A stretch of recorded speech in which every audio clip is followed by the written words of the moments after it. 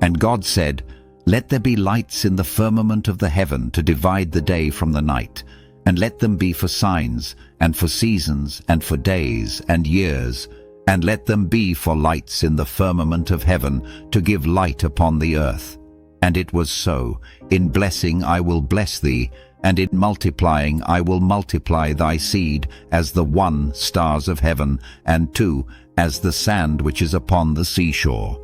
And thy seed shall possess the gate of his enemies. Genesis 1:14-15, 22:17. What is time? Time is the motion of the sun, moon, and stars in relationship to one another. God himself is the great light which the earthly sun symbolizes. Mother Wisdom is symbolized by the moon, and the stars are human beings.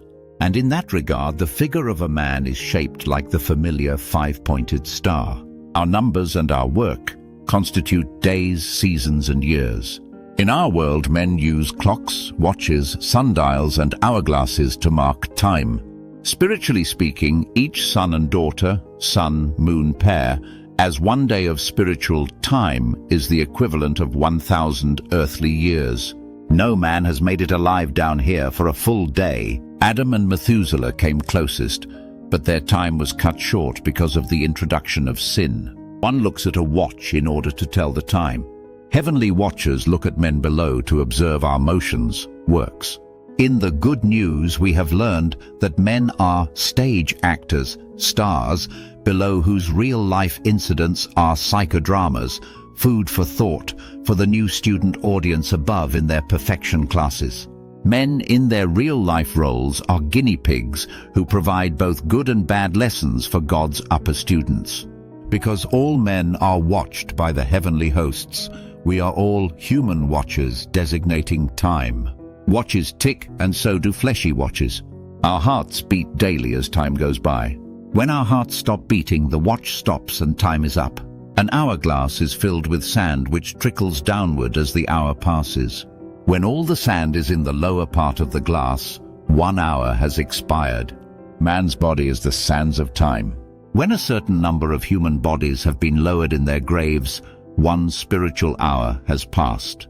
And in regard to this time analogy, when Jesus warned us in parable not to build a house on sinking sand, he was teaching us not to build our doctrines and place our confidence in the teachings, traditions, and opinions of men, because man's mind and thinking is also under the influence and regulation of devils. Proverbs 16:25, Daniel 7:4, Revelation 13:4-7. Deserts are full of sand, and hot, dry deserts support very little life. Sand also serves as barriers on banks of large rivers, and shores and beaches of large bodies of water. So sand can and does block water, and water is also an analogy for the Word of God. Sinking sand can be a problem for the would-be student seeking to learn of God, and quicksand can kill a man. Time flies is an expression referring to the movement of the spirit of a man from earth to heaven at the point of death. Psalm 90:10, Ecclesiastes 12:7, Isaiah 27:12-13, Acts 10:9-16-28. At this point, the watch stops ticking, and all the sand in that man's hourglass analogy is at the bottom of the glass to be flipped up and begin again in heaven. Hebrews 12:22-24. Killing time means more than idling the time away or a diversion until a specific point in time. Killing time is the killing of men in every way men have died in this world. This revelation presents a shocking problem for devils, because man is also devil's stay of execution time. The deaths of men constitute the shortening of time, and devils definitely do not want the lake of fire to come at them with great speed. But their vicious penchant for revenge and extreme hatred, coupled with their ignorance of God's secrets, has snared them into dragging upon themselves with great speed the very thing they dread most: extermination in execution by fire. They can thank Babylon for this, along with those devils whose business it is to stifle and suppress God's word and his writers in all the ways they did it prior to this end time. Jeremiah 51:35, Revelation 18:24. The suppression of Enoch's writings is a major case in point, because much of what we have written in the Good News today is an echo of what Enoch wrote in the early beginning of our earthly sojourn. There is a problem with human watches. New host members cannot tell time by them. The purpose of these watches is to provide the new host student watchers with didactic psychodramas for their perfection classes. The new watchers must double as witnesses in court, as they are shown how demons control men below, and they must be consciences and protectors for those they oversee. Since men below are a mix of 12 types of mostly negative experiences, which the hosts must analyze, one cannot tell spiritual time by observing the average man. God does have a spiritual clock, and this clock does have hands. There is a right hand in heaven and a left hand on earth. One must also know the spirit hours and their messages, and know which messages are being preached by both hands in order to begin to tell time. There are also angelic minutes which are appointed to speak by the big right hand. The little left hand determines the hour by the message he emphasizes. One heavenly declaration is of utmost importance today. That message states that time should be no longer. Revelation 10:6. This means the unveiling of the last day sun, the end of time. This sun is very significant in that he is the judgment hour. We have dealt with this man and his work as an amplifier and microphone for the heavenly court, and also for the supreme judge who speaks through him. He addresses devils in and on his fellow men with the verdicts and decisions of the judge and the heavenly court. As God's court recorder, his messages are heavily spiced with court matters and judgment. The end of time is definitive, and it is a real fleshy person on earth. God was not kidding or just speaking allegory when he defined us as days in our headline text. We are days, and each of us has a distinct number. The first created sun is number 1, and the last created sun is the end, a number only God knows. The day of judgment is the end of spiritual time and the last-born son in our family. And this man's work is the coming of the Father with judgment, in extreme brightness of face, in word form. Thus the work of judgment is a series of letters. Good news to you. Ode of Solomon 23. When this man leaves the earth, all humanity on earth's surface will rise ahead of him in the most awesome, sudden, and feared resurrection. Devils have dreaded this event because it is a simultaneous second resurrection which lifts them out of and off their selected human graves. Then they alone will fall and be terminated by fire in the execution of the judgment. Enoch 68:4-5. This is part of the message of the last day sun, who is also a judge. The heavens departed as a scroll from our headline. We see that men are God's stars. Scientists have recently discovered that stars are really distant suns. So the constellations of importance are mankind. A scroll is closed when it is rolled together. Therefore, when men, the heavens, leave this earth, they become members of that general assembly of the church of the firstborn, rolled together. Hebrews 12:22-24. A scroll is also the ancient form of a book. We have learned too that men, the stars, are epistles on which words are written. 2 Corinthians 3:3. Hence we see how the analogy of the heavens departing as a scroll rolled together applies to what happens to men. Human scrolls depart in death and converge, roll up, into that general assembly of the church of the firstborn and become the just spirits of men made perfect that Paul talked about. If you envisioned our topic title to mean the heavens rolling up like the top of a sardine can so all below can look inside, then your natural concept is an error. A treatise on time appears in Secrets of Enoch, Live 50, Lost Books of the Bible. It speaks on the rolled-up effect of God's times, children. He wrote, "When all creation, visible and invisible as the Lord created it, shall end, then every man goes to the great judgment, as we have described it in the Good News. Then shall all time perish, and the years men shall rise to heaven at death, and thenceforward There shall be neither months, nor days, nor hours. They will be stuck together, and will not be counted. There will be one eon, and all the righteous who shall escape the Lord's great judgment shall be collected in the great eon. For the righteous the great eon will begin, and they will live eternally. Secrets Elphai 5:6. The removal of each star at the point of death is a slow and gradual roll-up of the grounded constellations. In the meantime, the dragon is given power to crush the clay casings of the stars with his iron claws. Daniel 7:7-8, 19, 8, 12. But the stars whose clay bodies have been crushed do rise up to heaven, where the potter remolds them.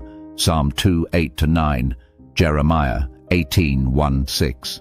There they become members of the general assembly of just spirits made perfect in that eon of time stuck together. This gradual removal of men constitutes God's dividing day, his children from night, demons on men, Ephesians 6:12, and light from darkness. Once men are perfected in the archangels' classes, they graduate to become teachers, leaders, and protectors of men below. That is, they give light on earth and rule against the night. Genesis 1:16. We are signs and seasons. Men are also for signs and seasons. First, let us discuss men as signs. Signs are given for a reason. And who is to view these signs?